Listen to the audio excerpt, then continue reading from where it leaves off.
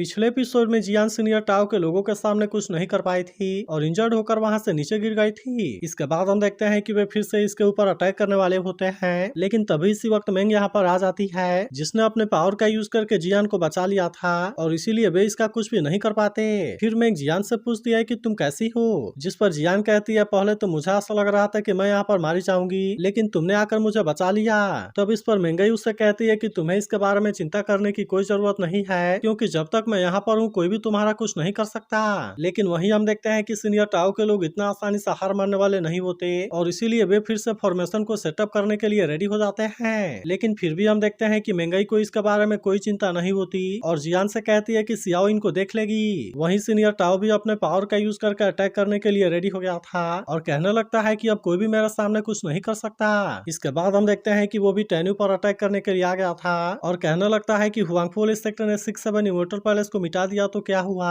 लेकिन फिर भी तुम मेरे बीस्ट आर्मी के सामने कुछ भी नहीं कर सकते और आज तुम सभी यहाँ पर मारे जाओगे। इसके बाद हम देखते हैं कि वो अपने पावर का यूज करके टेन्यू पर अटैक करने के लिए आ गया था, लेकिन फिर भी हम देखते हैं कि टेन्यू को इसके बारे में कोई चिंता नहीं होती और वो भी अपने पावर का यूज करके अटैक कर देता है, जिसका वजह से सीनियर टाओ का पावर इसके सामने कुछ भी नहीं कर पाता और इस तरह से उसने इसे रोक दिया था। तभी मंकी डीमन दांतो और सियाओलान भी इसकी हेल्प करने के लिए आने लगते हैं, लेकिन टेन्यू कहता है कि तुम्हें मेरे बारे में चिंता करने की कोई जरूरत नहीं है और तुम बाकी लोगों की हेल्प करने के लिए चले जाओ, क्योंकि मैं अकेला ही उनके लिए काफी हूँ और इनमें से कोई भी मेरे सामने कुछ नहीं कर सकता। जिसके बाद हम देखते हैं कि वे भी इसकी बात मानकर यहाँ से जाने के लिए रेडी हो गए थे और कहते हैं कि मास्टर आप अपना ख्याल रखना। तब इस पर सीनियर टाओ कहता है कि अब तो तुम्हारे पास में कोई भी हेल्प नहीं है, लेकिन क्या इसके बाद भी तुम्हें लगता है कि तुम मुझे हरा पाओगे। इसके बाद हम देखते हैं कि उसने अपने पावर को एक्टिवेट कर लिया था और अब इसका यूज करके टेन्यू पर अटैक करने के लिए आने लगता है, लेकिन वहीं हम देखते हैं कि उसे भी इसके बारे में कोई चिंता नहीं होती और वो भी अपने होममेंग डोमेन वाले पावर का यूज कर देता है, जिसके वजह से हम देखते हैं कि सीनियर टाओ इसके सामने कुछ भी नहीं कर पाता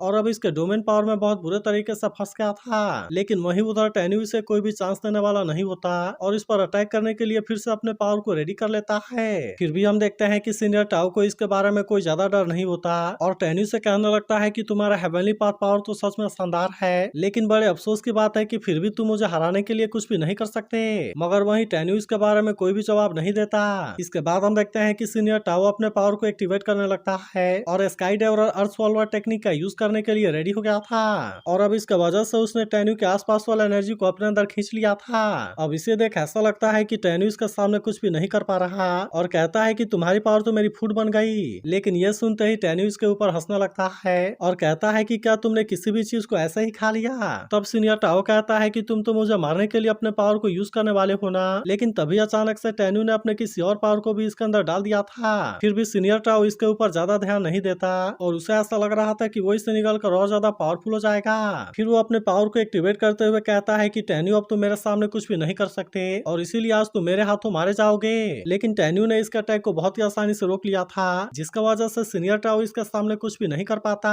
फिर वो इस पर हंसते हुए कहता है क्या तुम्हें लगता है कि तुम मेरे माइंड को कंट्रोल कर सकते हो। जिसके बाद सीनियर टाओ इस बात से पूरी तरह हैरान हो गया था और उसे यकीन नहीं होता कि टेन्यू उसके इस पावर से इतना आसानी से बच गया। तभी टेन्यू भी अपने पावर से इस पर अटैक करने के लिए रेडी होने लगता है और कहता है कि हर चीज खाने के लिए नहीं होती। फिर हम देखते हैं कि उसने होंगमेंग और स्लिंग पावर को एक्टिवेट कर लिया था, जिसे देख सीनियर टाओ कहता है कि तुम अभी भी मुझे नहीं मार सकते और उसने अपने बीस्ट फॉर्म में आकर इसे बहुत ही आसानी से रोक लिया था। तभी टेन्यू सोचने लगता है कि स्वॉर्ड फॉर्मेशन के सपोर्ट के बिना मेरी स्वॉर्ड अटैक की पावर तो कम हो गई। फिर वो सीनियर टाओ से कहता है कि तुम सच में सेंगवान से ज्यादा ताकतवर हो, लेकिन सीनियर टाओ अभी भी इसका सामना करने के लिए रेडी था और कहता है कि आज मैं तुम्हें जरूर मारूंगा। लेकिन वहीं हम देखते हैं कि टेन्यू को इसके बारे में कोई चिंता नहीं होती और वो उससे कहता है कि तुमने होंगमेंग हेवनली पाथ के पावर को एब्जॉर्ब कर लिया और अब इसीलिए तुम मुझसे बिल्कुल भी नहीं जीत सकते। लेकिन इसके बाद भी हम देखते हैं कि सीनियर टाओ इसके सामने इतना आसानी से हार मानने वाला नहीं होता और वो टेन्यू से कहता है क्या सच में तुम्हें लगता है कि मैं इस पावर का यूज नहीं कर सकता। इसके बाद हम देखते हैं कि वो इसके ऊपर अटैक करने के लिए भी आ गया था, जिससे देख टेन्यू कहता है कि तुम होंगमेंग हेवनली पाथ के पावर को कंट्रोल करना चाहते हो, लेकिन क्या सच में तुम्हें लगता है कि तुम इसके लिए काबिल हो। मगर फिर भी सीनियर टाओ कहता है कि मैं तुम्हें जरूर हराऊंगा। लेकिन वहीं अब हम देखते हैं कि टेन्यू उसके ऊपर अटैक कर देता है और कहता है कि अब तुम्हें अपने बेटे से मिलने का टाइम हो गया।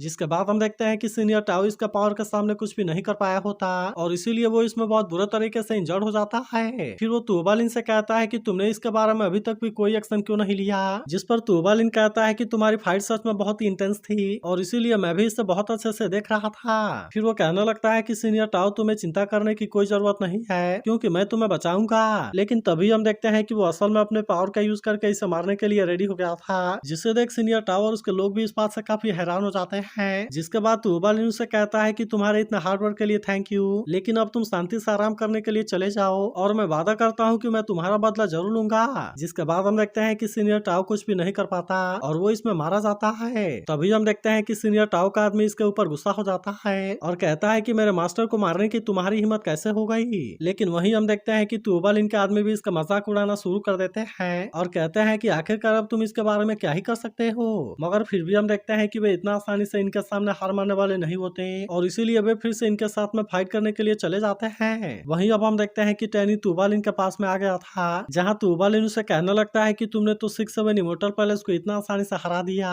और इस तरह से सच में तुमने मेरी आंखें खोल दी। फिर वो कहने लगता है अगर मुझे पहले पता होता कि तुम्हारे पास में ऐसी आइडेंटिटी और इतनी पावर है तो फिर मैं तुमसे कभी भी दुश्मनी नहीं लेता। इसके बाद वो कहने लगता है कि मैं तुम्हारे साथ में कोऑपरेट करने के लिए रेडी हूँ और मैं चाहता हूँ कि हम दोनों मिलकर एक अलायंस बनाए क्योंकि हम एक साथ में पूरे टियानफा कॉन्टिनेंट को बहुत ही आसानी से अपने कंट्रोल में ले सकते हैं। लेकिन वहीं उधर हम देखते हैं कि टैनी को इसमें कोई भी इंटरेस्ट नहीं होता और इसीलिए हम देखते हैं कि उसने इससे मना कर दिया था। लेकिन फिर भी हम देखते हैं कि तुबालिन इतना आसानी से मानने वाला नहीं होता और कहता है कि मैंने 6-7 इमोर्टल पैलेस का नाम यूज करके बहुत सारे पावर को धोखा दिया जो कि असल में हुआंगफो वाली सेक्टर से हार गए, इसीलिए मुझे ऐसा लगता है कि तुम पहले से काफी पावरफुल हो गए हो, लेकिन फिर भी तुम इन सारी चीजों के लिए मेरा ग्रेटफुल नहीं हो और इसीलिए मुझे ऐसा लगता है कि इसके लिए गुस्सा होने की कोई जरूरत नहीं है। लेकिन तभी टैन्यू कहने लगता है मुझे पता है कि तुम हुआंगफो वाली सेक्टर के साथ में मिलना चाहते हो ताकि तुम इस तरह से 6-7 इमोर्टल पैलेस के साथ में कम्पीट कर सको, लेकिन असल में तुम्हें केवल हमारे बीच में फाइट होने का इंतजार है। मगर मुझे ऐसा लगता है कि तुमने इसके बारे में गलत कैलकुलेट कर लिया क्योंकि 6-7 इमोर्टल पैलेस को डिस्ट्रॉय करने के लिए मैं अकेला ही काफी हूँ और यहाँ तक कि मैं तुम्हें भी डिस्ट्रॉय कर सकता हूँ। फिर हम देखते हैं कि वो अपने पावर का यूज करके इसके ऊपर अटैक कर देता है और तुबालिन इसे रोकने के लिए कुछ भी नहीं करता। फिर वो कहने लगता है कि तुमने सेंगुआन को मार दिया जो कि सच में तुम्हारी एबिलिटी है, लेकिन मैं उनमें से नहीं हूँ जिनको तुम इतना आसानी से मार सकते हो। तब इस पर टैन्यू कहता है कि तुमने उस समय मास्टर तेनताई को मारने के लिए एस्केप टैलिस्मैन का यूज किया था, लेकिन क्या तुम्हें लगता है कि तुम इसे फिर से रिपीट कर सकते हो। मगर फिर भी हम देखते हैं कि तुबालिन ने अपने आप को इसके अटैक से बहुत ही आसानी से बचा लिया था और कहता है कि तुम्हें तो इसके बारे में सब कुछ पता है। फिर वो कहने लगता है कि मैं उस समय ज्यादा कुछ नहीं कर पाया क्योंकि उस समय मेरी पावर कम थी और अगर मेरे पास में एस्केप टैलिस्मैन नहीं होता तो मैं तुम्हारा वेस्ट लेकर मास्टर तेनताई के पास में भी नहीं जा पाता। फिर वो कहता है कि क्या सच में तुम इस बात से गुस्सा हो क्योंकि मुझे काफी डर लग रहा है। इसके बाद वो अचानक से अपने पावर का यूज करके इसके ऊपर अटैक करने की कोशिश करता है, लेकिन हम देखते हैं कि टैन्यू ने फिर भी इसे बहुत ही आसानी से रोक लिया था और कहता है कि क्या तुम्हारे पास में केवल यही पावर है जिसका यूज करके तुम पूरे टियानफा कॉन्टिनेंट के ऊपर डोमिनेट करना चाहते हो। लेकिन इसके बाद भी हम देखते हैं कि तुबालिन इतना आसानी से इसके सामने हार मानने वाला नहीं होता